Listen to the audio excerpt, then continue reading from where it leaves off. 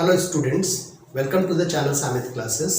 और आज हम लोग जो कुछ पढ़ने जा रहे हैं इस वीडियो के थ्रू वो है objective questions based on rational number for class 8।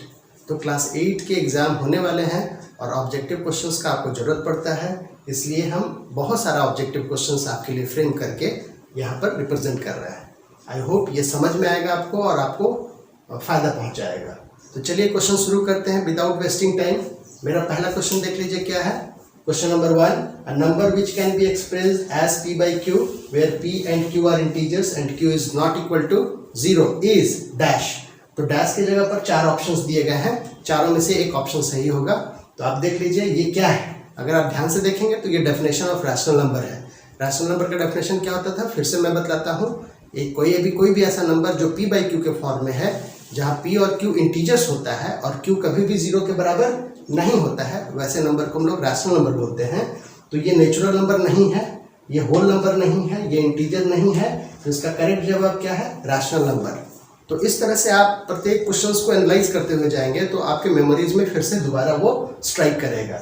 ठीक है, फिर दूसरा क्वेश्चन करते हैं हम लोग। क्वेश्चन नंबर 2 क्या बोलता है, a number of the form p by q is said to be a rational number. कोई भी नंबर जो p by q के फॉर्म में है उसको रैशनल नंबर हम लोग कब कहते हैं। यहाँ पर देखिए, यहाँ पर आपसे डेफिनेशन बोल दिया था और उस नंबर के बारे में पूछा था। यहाँ पर आपसे बोल रहा है कि वो रैशनल नंबर है, तो कंडीशंस क्या है। तो आप जानते हैं रैशनल नंबर में 2 कंडीशंस होता है। पहला कंडीशंस क्या है, देख लीजिए। पहला कंडीशंस ये है where p and q are integers, this is your first condition. और दूसरा कंडीशन क्या है बच्चों, जहाँ q 0 के बराबर नहीं होता, where q is not equal to 0। तो ये कंडीशंस आपको इस 4 ऑप्शंस में से खोजना पड़ेगा। तो चलिए खोजते हैं। पहला option p and q are integers, तो पहला ऑप्शन तो मिल गया, लेकिन दूसरा ऑप्शन आपको नहीं मिला, तो ये आपका करेक्ट ऑप्शन नहीं होगा। p and q are whole number, ये कौन सी बात लिख दी गई है, ये फ्रैक्शन से रिलेटेड बात लिख दी गई है, तो ये भी आपका करेक्ट ऑप्शन नहीं है। p and q are integers and p is not equal to 0, ये तो गलत बात है। न्यूमरेटर 0 के बराबर हो सकता है, तो ये भी ऑप्शन आपका क्या हो गया, गलत हो गया। तो आप देख सकते हैं डी ऑप्शन आपका सही हो रहा है। p और q इंटीजर्स होता है और q 0 के बराबर नहीं होता है। तो आप समझ सकते हैं कि रैशनल नंबर के डेफिनेशंस पर 2 सुंदर क्वेश्चंस आपको मिल रहा है, जिसमें एक में कंडीशंस दिया हुआ है और एक में कंडीशंस के बारे में पूछा जा रहा है।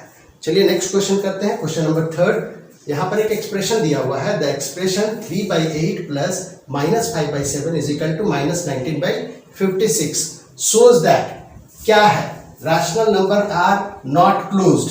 अब समझिए, प्रॉपर्टीज आपसे पूछ रहा है रैशनल नंबर का, तो इसको समझिए फिर से।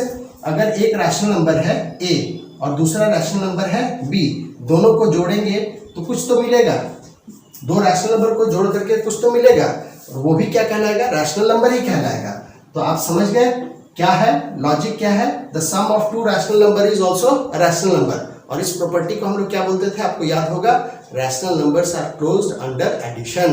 2 रैशनल नंबर को जोड़ने से रैशनल नंबर ही मिलता है। तो यहाँ पर देखिए, rational numbers are not closed लिखा हुआ है, तो ये तो गलत बात लिखी गई है, तो ये आपका करेक्ट ऑप्शन नहीं हो सकता है। Rational numbers are not closed under multiplication, फिर से नॉट आ गया, जबकि आप जानते हैं एक रैशनल नंबर को दूसरे रैशनल नंबर से मल्टीप्लाई करने से आपको तीसरा रैशनल नंबर ही मिलता है। मतलब q प्लस q क्या है, रैशनल नंबर है, q1 plus q2, 2 rational number को जोड़ दिए, आपको क्या मिलता है, q मिलता है। रैशनल नंबर को q से रिप्रेजेंट करते हैं, स्टूडेंट्स समझने का कोशिश कीजिएगा। और अगर q1 को q2 से मल्टीप्लाई कर दे तो q1 और q2 क्या है, 2 अलग रैशनल नंबर है, आपको क्या मिलेगा, रैशनल नंबर ही मिलेगा। तो आप देख सकते हैं यहाँ पर ये ऑप्शंस भी आपका क्या है, गलत दिया हुआ है। Rational numbers are not commutative, तो कम्यूटेटिव प्रॉपर्टी का तो बात ही नहीं हो रहा है। कम्यूटेटिव प्रॉपर्टी क्या कहता है बच्चों, कि अगर एक रैशनल नंबर q1 है और दूसरा रैशनल नंबर q2 है, तो this can be added in any order, q2 plus q1, ये दोनों क्या होता है, आपस में बराबर होता है, ये कम्यूटेटिव प्रॉपर्टी कहलाता है। तो कम्यूटेटिव प्रॉपर्टी का तो यहाँ बात ही नहीं हो रहा है, मतलब ये ऑप्शन ऐसा दिया हुआ है जिसका क्वेश्चन से कोई रिलेशन नहीं है। और चौथा नंबर ऑप्शन देखिए, rational numbers are closed under addition, so this is your correct options. 2 rational number को आप जोड़ रहे हैं, आपको मिल क्या रहा है, rational number. This is your rational number, this is your another rational number, and you are getting a new rational number. Now fourth question is what, minus minus of X is same as, चार options है आपके सामने, -1/x। तो देख लीजिए इसमें power तो -1 है नहीं, तो 1/x कैसे हो जा रहा है? तो ये तो एब्सोल्युटली गलत दिख रहा है। अगर आप थोड़ा सा दिमाग लगाएंगे तो यहाँ पर क्या दिखेगा, माइनस का मल्टीप्लीकेशन माइनस से हो रहा है, साइन कन्वेंशन को फॉलो कीजिएगा, और minus into minus is equal to क्या हो जाएगा, प्लस। तो ये मिल जाएगा आपको क्या, x, तो ये x के बराबर होगा। तो ये भी गलत ऑप्शंस है, ये भी गलत ऑप्शंस है, और करेक्ट ऑप्शंस क्या है, डी। ऐसा ऑप्शंस जानबूझ करके क्रिएट किया गया है आपके लिए, ताकि हम आपको बतला सके ये इसके बराबर क्यों नहीं है, ये ऐसा क्यों हो रहा है, क्यों इसको हम लोग ऑप्ट नहीं कर रहे हैं एज ए करेक्ट ऑप्शंस। तो चलिए और क्वेश्चन देखा जाए। तो क्वेश्चन नंबर 5 आप देखते हैं क्या, इसमें देखिए क्या दिया हुआ है, which of the following is not true. आपसे पूछ रहा है कौन ट्रू नहीं है। तो पहले प्रॉपर्टीज को पढ़ लेते हैं, देखते हैं क्या क्या दिया हुआ है, और उसके बाद फिर हम लोग उसका एनालिसिस करेंगे। तो पहला ऑप्शन देखिए क्या दिया हुआ, rational numbers are closed under addition. तो आप जानते हैं कि अगर दो रैशनल, अभी तुरंत क्वेश्चन किए हम लोग, a plus B is equal to, एक रैशनल नंबर है, q से रिप्रेजेंट करते हैं रैशनल नंबर को, तो q1 को अगर q में जोड़ दीजिएगा, q1 is one rational number, q2 is another rational number, will get again rational number. तो rational numbers are closed under addition. तो ये करेक्ट ऑप्शंस दिया हुआ है, मतलब ये स्टेटमेंट सही है। और आपसे क्या पूछा जा रहा है, which one is not true, आपसे नॉट ट्रू पूछा जा रहा है। जब क्वेश्चन आप पढ़ते हैं तो इन सभी चीजों पर ध्यान दीजिएगा कि नॉट पूछा गया है कि नॉट नहीं पूछा गया है। दूसरा ऑप्शन देखते हैं, rational numbers are closed under subtraction. अगर एक रैशनल नंबर में से दूसरे रैशनल नंबर को घटाएंगे तो भी आपको रैशनल नंबर ही मिलेगा, ये आपको पता होना चाहिए। मान लीजिए 2/3 है, -5/4 करते हैं, तो क्या हो जाएगा, 4 इधर जाएगा तो 8 हो जाएगा, 3 इधर आएगा तो कितना हो जाएगा, 15, और डिवाइडेड बाई 12 हो गया। अब देखिए कितना जा रहा है, -7/12। तो ये भी रैशनल नंबर है। आप रैशनल में से रैशनल नंबर को घटा दिए तो आपको क्या मिला, रैशनल नंबर मिला। थर्ड ऑप्शन को देखते हैं, मतलब ये ऑप्शन भी करेक्ट दिया गया, आपको नॉट ट्रू खोजना है, ध्यान रखिएगा। Rational numbers are closed under multiplication. अगर दो रैशनल नंबर को मल्टीप्लाई करते हैं, 2/3 इंटू 5/7, तो मल्टीप्लाई कीजिएगा कितना आ जाएगा बच्चों, 10/21। Again it is a rational number, तो ये भी क्या है, ट्रू स्टेटमेंट है। और अब rational numbers are closed under division. This is very important options, आपको इस पर हम डिस्कशन करके मेन वीडियो में बतला चुके हैं कि अगर जीरो को हटा दिया जाए तो सभी रैशनल नंबर्स का, रैशनल नंबर जो होता है क्लोज्ड अंडर क्या हो जाएगा, डिवीजन हो जाएगा। लेकिन चूंकि जीरो का रेसिप्रोकल नहीं हो सकता है, या फिर 1/0 डिफाइंड नहीं होता है, इस कारण से, या फिर आप ऐसे सोचिए कि मान लीजिए आपके पास एक सिचुएशन है जीरो वाला, तो जीरो वाला सिचुएशन में आप क्या जानते हैं, 2/0 इज नॉट डिफाइंड। तो अगर 2/0 इज नॉट डिफाइंड, अगर आप ऐसा सिचुएशन लेते हैं तो डिवाइड करते हैं 3/5 से, तो ये तो अनडिफाइंड सिचुएशन हो गया, तो इसलिए ये क्लोज्ड अंडर डिवीजन नहीं होता है। तो दिस स्टेटमेंट इज रॉन्ग। तो इस स्टेटमेंट, ये आपका करेक्ट ऑप्शन हो गया, क्योंकि आपको यही खोजना था कि कौन सही नहीं है। चलिए नेक्स्ट क्वेश्चन पर आते हैं, क्वेश्चन नंबर 6। क्वेश्चन नंबर 6 क्या है, -3/8 + 1/7 इज इक्वल टू 1/7 + -3/8। और इस प्रॉपर्टीज को हम लोग फिर से डिस्कस करेंगे। क्या प्रॉपर्टी है देख लीजिए, एक रैशनल नंबर है q1, और फिर इसमें दूसरा रैशनल नंबर को जोड़ रहे हैं q2 को, और इसको आप फिर कैसे लिख रहे हैं देख लीजिए, q2 को आपने पहले लिख दिया है और q1 को आपने बाद में लिख दिया है। इस प्रॉपर्टी को हम लोग क्या बोलते हैं, कम्यूटेटिव प्रॉपर्टी बोलते हैं। क्या बोलते हैं, कम्यूटेटिव प्रॉपर्टी अंडर एडिशन। तो देखिए करेक्ट ऑप्शंस कौन है, addition of rational numbers is commutative. पहला ही ऑप्शंस क्या हो गया, सही हो गया। तो बाकी ऑप्शंस को आप इग्नोर कर सकते हैं, लेकिन for your understanding I will read all these options. Rational numbers are closed under addition, this is also correct statement, but this statement is not applied over here. ये स्टेटमेंट यहाँ पर apply नहीं हो रहा है। अगर इन दोनों को जोड़ करके हम टोटल लिख देते तो अप्लाई हो जाता। मान लीजिए अगर ये लिखा हुआ रहता right hand side, left hand side क्या लिखा हुआ है स्टूडेंट्स, प्लीज पे अटेंशन, -3/8 + 1/7, इसको ऐड करेंगे तो कितना हो जाएगा, 7 × 8 56, 7 से इसको डिवाइड करेंगे -21, 8 से इसको डिवाइड करेंगे +8, सब्सट्रैक्ट होकर के कुछ तो आ ही जाएगा। कितना आ जाएगा, -13 डिवाइडेड बाई 56। तो this is also rational number. अगर यहाँ पर ये वाला एक्सप्रेशन नहीं दे करके ये वाला एक्सप्रेशन दिया हो रहता तब ये ऑप्शन करेक्ट हो जाता है। समझ में आ रहा है?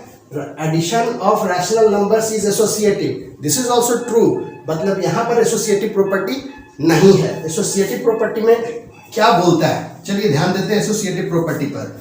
उसमें बोलता है कि a प्लस बी को पहले ऐड कर दिया जाए, बाद में c को ऐड करें, ये सब रैशनल नंबर है, and this will be same as a को हम बाद में ऐड करें और b और c को पहले आपस में ऐड कर दें, तो दिस रिजल्ट इज सेम, और यही क्या कहलाता है? Associative property.